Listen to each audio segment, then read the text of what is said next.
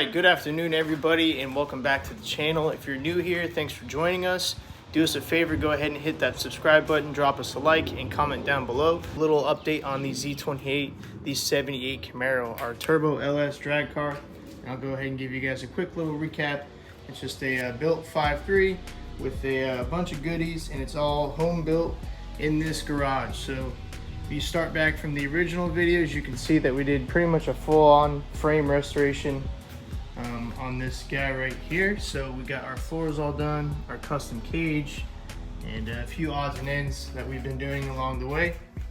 Here's our fuel system and water box all set up, ready to go. So I just want to give a quick update on a few things that we got in forward parts wise, and also what we're going to be doing here in the near future. Alright guys, so we'll go ahead and jump right into it and show you guys what we got. So starting off with our ECU, this is the Dominator from Holley EFI. We got the Dominator ECU over the HP or the Terminator, and I'll explain why here in a minute.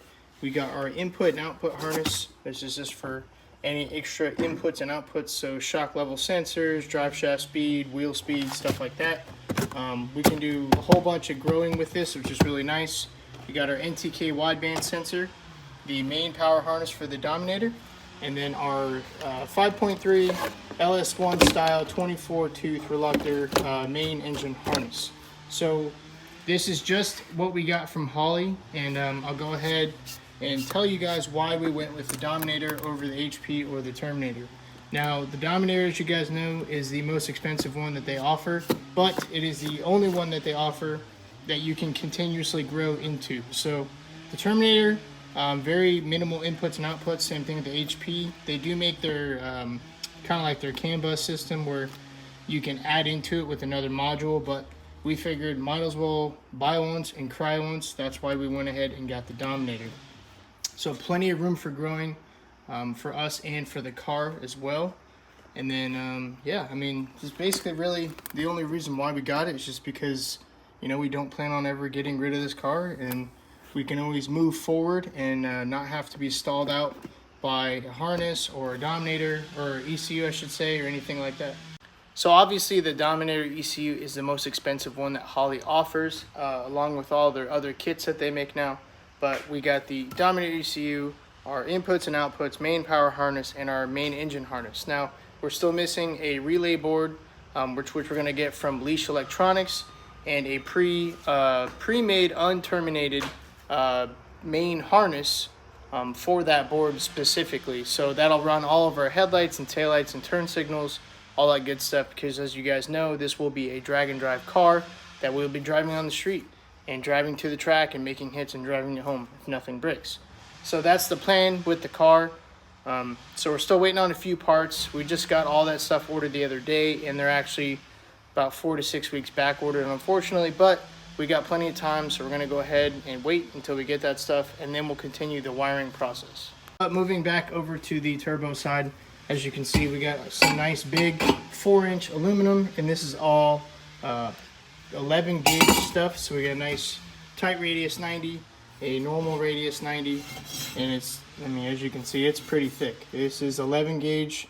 I don't know what that equates to in standard, but we got 11 gauge. That way, if the turbo blows up or something blows up, it doesn't just send a bunch of stuff through the exhaust. So we do plan on actually redoing a portion of the hot side, because as you can see, this tire is not even at full lock, and if we had the turbo here, it'd be hitting. So unfortunately, we have to cut this off. We'll move this up right about here, and that'll give us all the clearance we need, and we'll run our downpipe right along this tube and run it out the fenders. So have to take a few steps back just to go forward, but this is our first time doing these things, and we have definitely learned a lot along the way, especially with turbo placement and hot side and things like that. So we never accounted for the downpipe, or I think we did, but the car was in jack stands and the suspension was drooped, so we just never accounted for that up travel of the wheel. But not a big deal, so we'll go ahead and continue on. And I'm going to button up the brakes, so I got to figure out a pedal ratio for our pedal, and then also our kill switch. Alright guys, so here's the plan. We got the mount all welded up for our kill switch, and we got our hole drilled, so it should sit literally right below the taillight. Should literally just kind of rub right against there, which is kind of nice. So we do have this little gap in between the taillight and the bumper, so hopefully the switch will just sit out there, and if we have to, we'll make some type of, you know, loop on the taillight or the bumper just to hold it steady a little bit more. But I think this is going to work out pretty well. So it's just a mild steel bracket welded to our chromoly, and yeah, not the best welds, but you know, kind of a shit area to weld, but went ahead and got it done like always. All right, got the kill switch all buttoned up with our nice fancy Applied Racing Technology stuff. So I'll give you a little close up. Yep, cool little bracket that comes with it. It comes with a pretty nice kill switch. I forgot who makes it actually. Then they give you this little billet piece, a little arm, nice real thin tube, and then a little quick pin for the heim joint, and of course their super nice pull handle. So it's not like your average, you know, just plastic one. It's actually kind of nice and kind of thin, so that's kind of why we went with it. So you can see I put a little grommet in there, and it's got a little bend to it. So once the bumper's on, it'll basically sit just about right here. And then looking from the top, you know, you can still get your hand behind it. So no big deal on that. But just another thing off the list.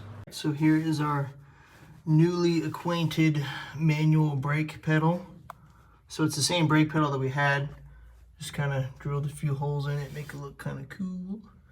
But yeah, so we figured out our pedal ratio, which is the length of the pedal, I think, divided by your ratio that you want, which would be 6. So it's 12 inches long from the base here all the way up to the pivot point.